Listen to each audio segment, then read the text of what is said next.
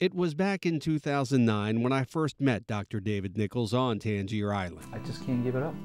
I love it too much. I love the people.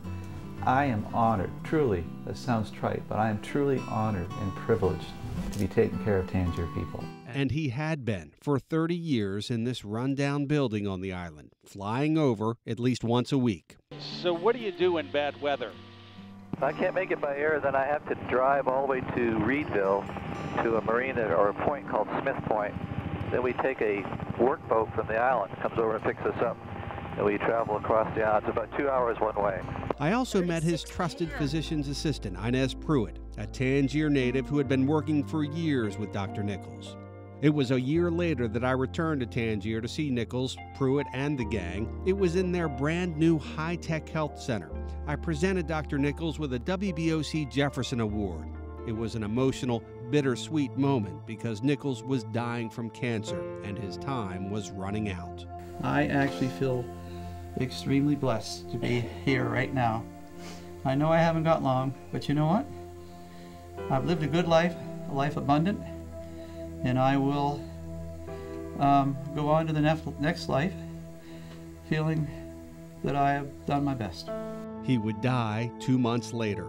Fast forward 2 years to today, and it's clear that the legacy of Dr. David Nichols is going strong. Inez Pruitt remains on duty virtually 24/7, answering calls day and night on this island of more than 500 people. The legacy continues, yeah. He's still here, like you said. He's here in spirit.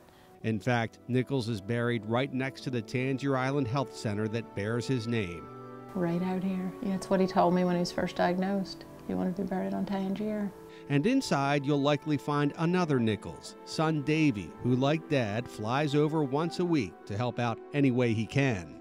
A whole slew of jobs. Last time I was here on Monday, I was cleaning up just a bunch of boards and things that come up when the tide comes up, and it just washes onto our back piece of the property.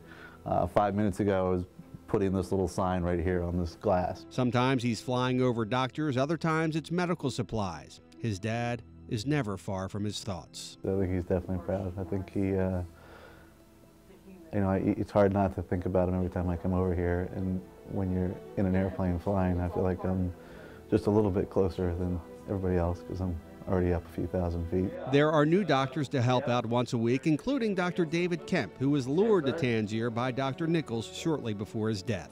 And he told me about Tangier and going out there in a helicopter, and that really sort of hooked me because I'm an old Navy flight surgeon and a bit of a Walter Mitty about airplanes, so I started coming out here with him in his helicopter. And the work continues. The Tangier Island Health Foundation is not only working on medical care for the islanders, but also improving health insurance, and also the first annual health fair was held, where 60 providers traveled to the island for the day.